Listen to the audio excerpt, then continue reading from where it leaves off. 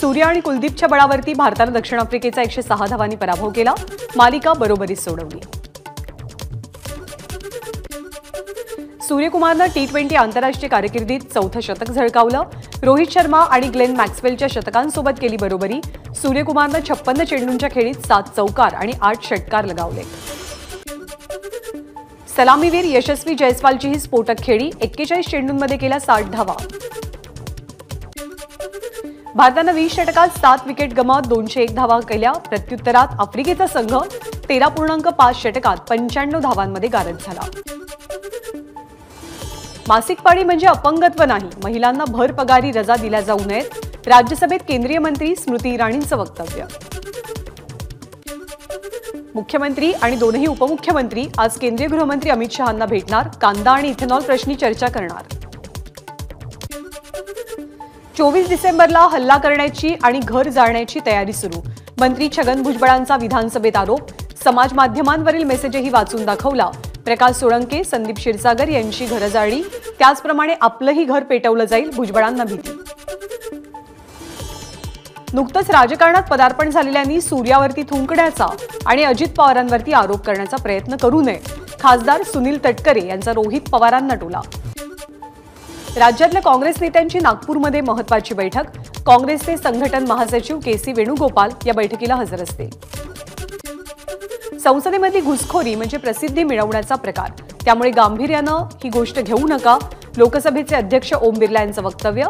तर संसदेमध्ये घुसखोरी करणाऱ्या तरुणांच्या हाती 2001 प्रमाणे बॉम्ब AK-47 असायला हवी होती का? सामनाच्या अग्रलेखातनं सवाल।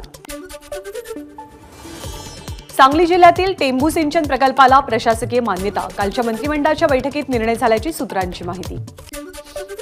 मराठा आरक्षणाच्या क्युरेटिव्ह याचिकेवरती आज निकालाची शक्यता। न्यायमूर्ती संजय कौल यांच्या कामकाजाचा आजचा शेवटचा दिवस आहे। न्यायमूर्ती निवृत्त होण्यापूर्वी निकाल दिला जाण्याचा अंदाज।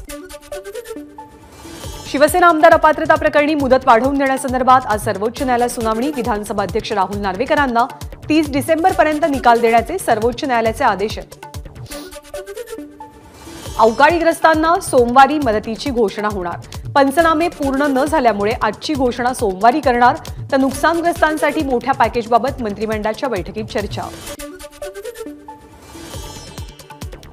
हिवाळी अधिवेशनामध्ये मराठा आरक्षणावरती चर्चा सुरू असेल। सोमवारी मुख्यमंत्री शिंदे मराठा आरक्षणासंदर्भात भूमिका मांडतील। आरक्षण का मिळत नाही याचा अभ्यास करायला हवा, तर केंद्राकडेही याबाबतीत मदत मागायला हवी। आमदार रोहित पवारांची आरक्षणाच्या मुद्द्यावरती प्रतिक्रिया। राज्याचं महिला धोरण पुन्हा एकदा लांबणीवर। धोरणात दुरुस्ती करण्यासाठी प्रलंबित ठेवण्यात आल्याची माहिती। महिलांना सायबर जागरूक करणाऱ्या महिला आयोगाचे उपमुख्यमंत्री अजित पवारांकडून कौतुक। तर महिलांसाठी निधी कमी पडू देणार नाही, अजित पवार यांची ग्वाही। राज्यातल्या सर्व तीर्थक्षेत्रांचा विकास करणार। ग्रामविकास विभागाचा देवस्थानबाबत मोठा निर्णय। विधानसभेच्या पत्रकार गॅलरीमध्ये घोषणाबाजी करणाऱ्यांवर कारवाई करणार। आमदार आशिष शेलार यांच्या मागणीनंतर तालिका अध्यक्ष चेतन तुपेंचे निर्देश। विधानसभेचं कामकाज सुरू असताना पत्रकार प्रकाश पोहरेंकडून शेरेबाजी। पोलीस ताब्यात घेत असताना पोहरेंनी गोंधळ घातला।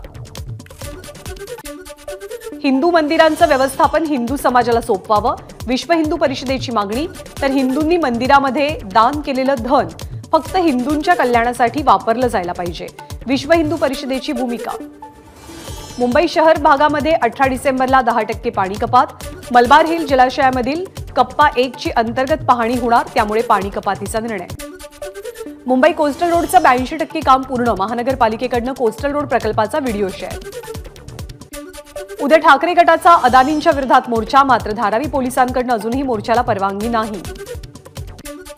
मुंबईच्या धारावीमध्ये ठाकरे गटाची बैठक। उद्याचा मोर्चा यशस्वी करण्यासंदर्भात बैठकीत चर्चा। या बैठकीला ठाकरे गटाचे खासदार विनायक राऊतही उपस्थित। राज्य सरकारी कर्मचाऱ्यांचा संप मागे। जुन्या पेन्शनसाठी पुकारला होता संप। धनगर समाजाची कायदेशीर लढाई सरकार लढेल, मुख्यमंत्र्यांचं धनगर शिष्टमंडळाला आश्वासन। राष्ट्रीय मागासवर्ग आयोगामध्ये मराठा आरक्षणासंदर्भात याचिका दाखल। मराठा समाजाला केंद्र सूचित ओबीसींमध्ये समाविष्ट करावं, याचिकेद्वारे मागणी।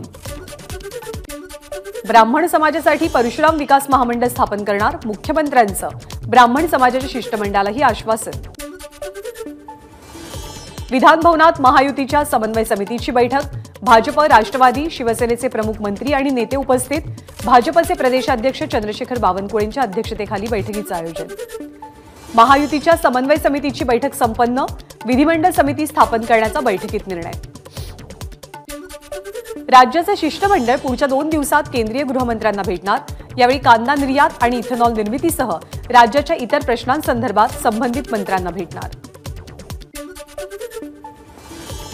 AI बाबत जगभरात चर्चा. तर UN कायदा आणला त्याप्रमाणे राज्यामध्ये कायदा केला जाईल का? आदित्य ठाकरेंचा सरकारला सवाल. केंद्रानं कायदा केला नाही तर राज्यात कायदा करू, उपमुख्यमंत्री फडणवीसांची प्रतिक्रिया. बारसू रिफायनरी प्रकल्पामध्ये आंदोलकांवरती दाखल झालेले गुन्हे मागे घ्यावेत, ठाकरे गटाचं गृहमंत्री फडणवीसांना निवेदन. भाजप 50 दिवस नाही तर 5 वर्षही निवडणुकांच्या मूडमध्ये असतो. मात्र भाजप ज्या घोषणा देतं किंवा घोषणा केल्या जातात त्या निवडणुकांच्या व्यतिरिक्त खऱ्या ठरू द्या, काँग्रेस आमदार भाई जगताप यांचा टोला. भिवंडीमध्ये 17 डिसेंबरला ओबीसी समाजाचा एल्गार. सभास्थळाची ओबीसी नेत्यांकडून पाहणी. आम्हाला डिवचण्याचा प्रयत्न केला तर आम्ही शांत बसणार नाही, ओबीसींची भूमिका. सुरेश धस यांचा भुजबळांवरती हल्लाबोल. जालन्यातल्या सभेसाठी 7 कोटी रुपये आले कुठून? सुरेश धस यांनी विचारला सवाल. सत्ताधारी आमदारांची मंत्री छगन भुजबळांवरती जोरदार टीका. मंत्र्यांनी जबाबदारी ओळखून काम करावं तर मंत्री आपली जात कशी मोठी आहे हे सांगतात. आमदार संजय गायकवाड यांचा हल्लाबोल. शरद पवारांच्या आवाहनानुसारच आम्ही त्यांचं छायाचित्र वापरत नाही, राष्ट्रवादीचे प्रवक्ते आनंद परांजपे यांचं वक्तव्य. पुणे पोटनिवडणूक प्रकरणी याचिकाकर्त्यांनी दिल्लीमध्ये वकिलांची भेट घेतली आहे. तर केंद्रीय निवडणूक आयोग सर्वोच्च न्यायालयात गेल्यास याचिकाकर्ता सावधान पत्र दाखल करण्याच्या तयारीत. मत देण्याची वेळ आल्यावरतीच राजकीय मंडळी शेतकऱ्यांच्या बांधावरती जातात. अण्णा हजारेंची राज्यकर्त्यांवर टीका. तर शेतकऱ्यांच्या पिकाला योग्य बाजारभाव मिळाला तेव्हाच कृषीप्रधान भारत शोभून दिसेल, अण्णा हजारेंचं मत.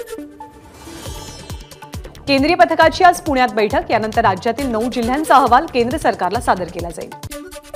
राज्यामधल्या 9 जिल्ह्यात दुष्काळ पाहणीसाठी आलेल्या केंद्रीय पथकांचा दौरा पूर्ण. पुण्यातील बैठकीनंतर केंद्राला अहवाल पाठवला जाईल.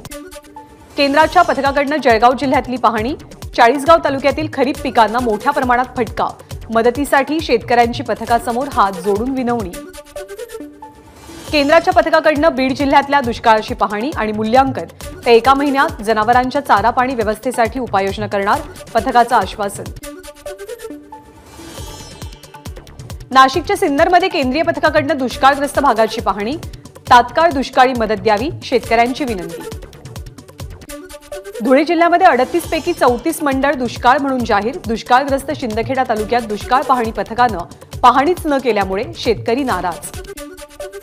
एनआयएकडनं इसिस प्रकरणी गेल्या आठवड्यात 44 ठिकाणी छापेमारी. छापेमारीत 15 जणांना अटक.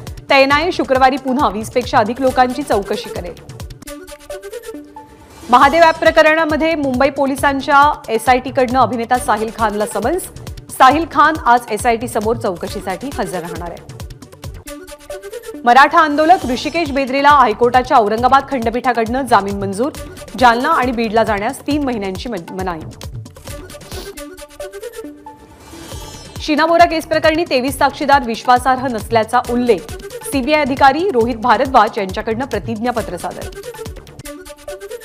सीएसएमटी विभागीय रेल्वे व्यवस्थापक कार्यालयातल्या पाट्या हिंदी आणि इंग्रजी. कार्यालयामधल्या पाट्या लवकरच मराठीतनं करा, अन्यथा ठाकरे गटाची रेल कामगार संघटना मराठी पाट्या लावेल. ठाकरे गटाकडनं इशारा. म्हाडातर्फे आयोजित विशेष अभियानाला 1 महिन्याची मुदतवाढ. गिरणी कामगार आणि त्यांच्या वारसांची पात्रता निश्चितीसाठी 14 जानेवारी 2024 पर्यंत मुदतवाढ. मुंबईमध्ये अल्पवयीन मुलीचा विनयभंग. आरोपीला अंधेरी पोलिसांची अटक.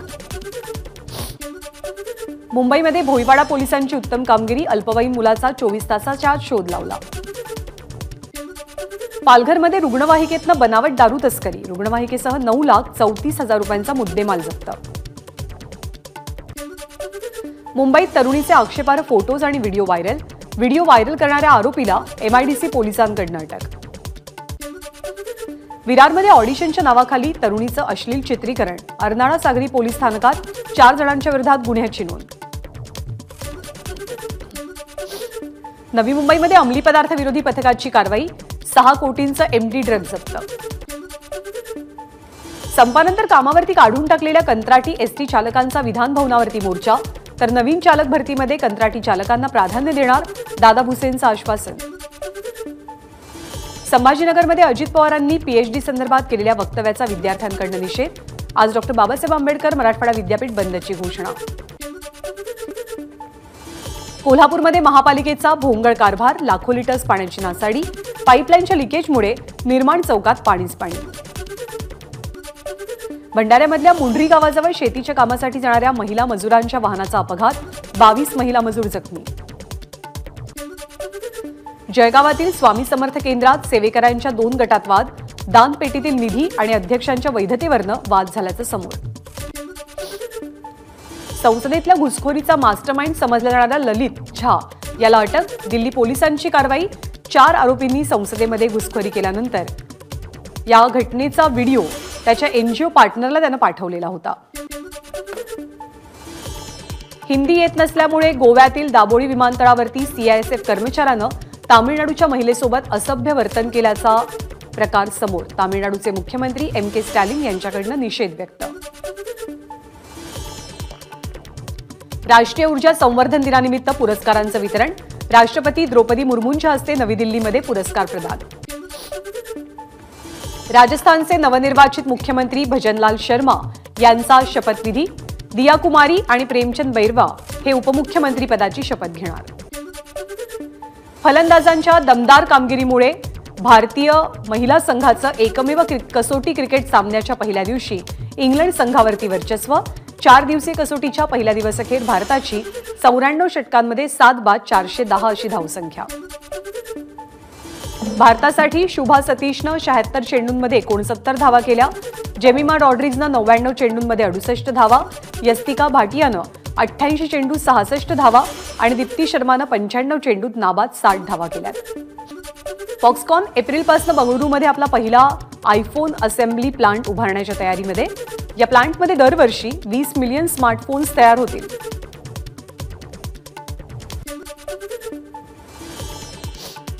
इंस्टाग्रामचं नवं फीचर आता लवकरच. इंस्टाग्रामच्या नोट्समध्ये आता व्हिडिओ पोस्ट करता येणार.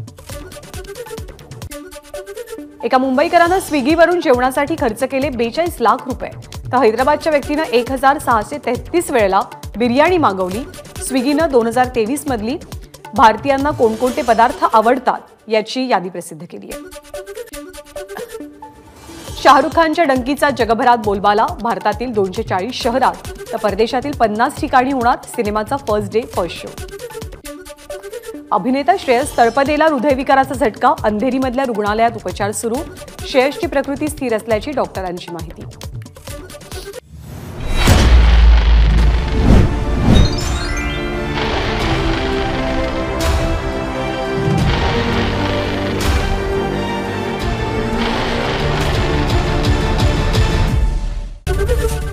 एबीपी माझा, उघडा डोळे बघा नीट.